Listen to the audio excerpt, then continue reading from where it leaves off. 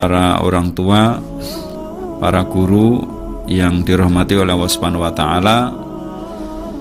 Kadangkala ketika kita sedang mendidik anak kita mendidik murid-murid atau santri-santri kita, ada rasa yang tidak nyaman pada diri kita, baik berupa karena rasa gundah,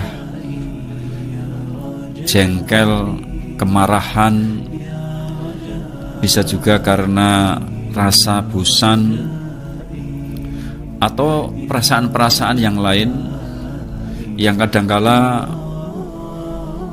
tidak nyaman pada diri sendiri dan bisa juga menyebabkan ketidaknyamanan pada orang lain. Apabila kita dalam mendidik anak tersebut mengalami hal seperti ini, munculnya rasa ketakutan, bahkan ada orang tua yang sampai ke tingkat depresi, tentunya ada sesuatu yang tidak beres pada diri pendidik tersebut. Oleh karena itu, apabila hal ini terjadi, hendaknya merenung sejenak tentang apa yang telah dilakukan.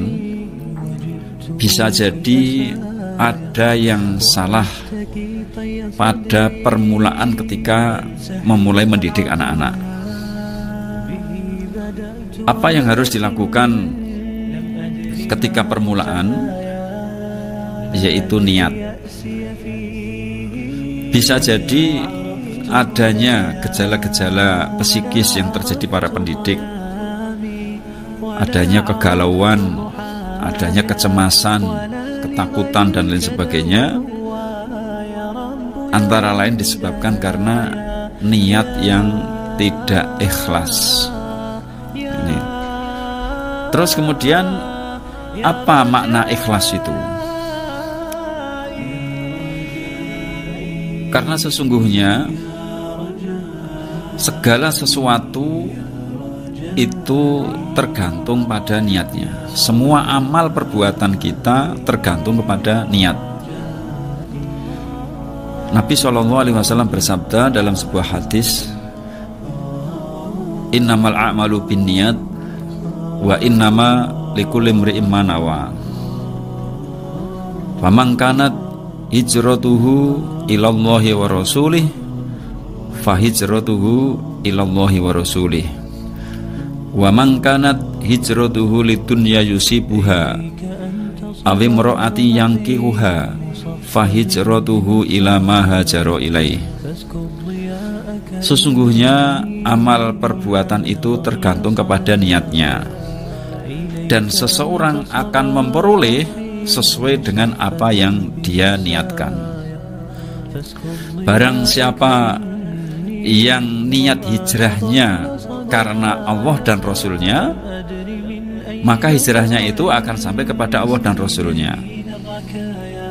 Dan barang siapa yang niat hijrahnya itu adalah karena dunia yang ingin dia dapatkan atau wanita yang ingin dia nikahi, maka hijrahnya itu sesuai dengan apa yang dia niatkan. Jadi inti atau faidah dari hadis tersebut bisa dikatakan bahwa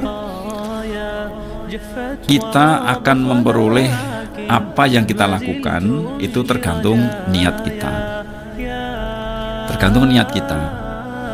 Apabila kita mendidik anak-anak kita karena niat biar besok anak kita menjadi orang sukses, menjadi kaya raya, maka bisa jadi Allah akan mengabulkannya dan mendapatkan hanya sebatas itu saja, hanya urusan dunia. Apabila kita mendidik anak kita agar anak kita menjadi soleh, ya, tanpa kita berharap bahwa kita biar diridhoi oleh Allah Subhanahu wa taala, hanya berharap anak kita soleh, maka apa yang akan didapatkan nanti ya sesuai dengan apa yang diniatkannya. Namun apabila niat kita ikhlas dalam mendidik anak-anak, apa makna ikhlas? Yaitu kita melakukan apa yang kita lakukan dalam mendidik anak kita senantiasa didasari rasa cinta kepada Allah Subhanahu wa taala, karena itu adalah perintah Allah Subhanahu wa taala. Jadi dalam hati kita mengatakan aku mendidik anakku karena aku diperintahkan oleh Allah Subhanahu wa taala, dan aku melakukan karena didasari karena kecintaan kepada Allah Subhanahu wa taala. Kemudian berharap semata-mata hanya kepada Allah Subhanahu wa taala, bukan berharap kepada selainnya, bukan berharap pujian dari orang, ya. Bukan berharap biar dikatakan orang hebat, bukan berharap biar nanti aku dibalas oleh anakku ketika anakku besar dan aku sudah tua sehingga aku dirawat oleh anakku, bukan berharap agar kita mendapatkan penghargaan karena mendidik anak yang sukses, tapi semata-mata mengharap ridho, mengharap pahala dari Allah Subhanahu wa taala, tidak kepada yang lainnya.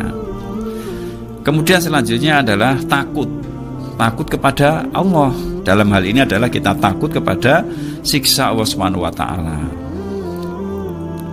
Bukan takut celaan orang, bukan takut dihina orang, direndahkan orang, atau takut kepada yang lainnya selain Allah Subhanahu wa taala.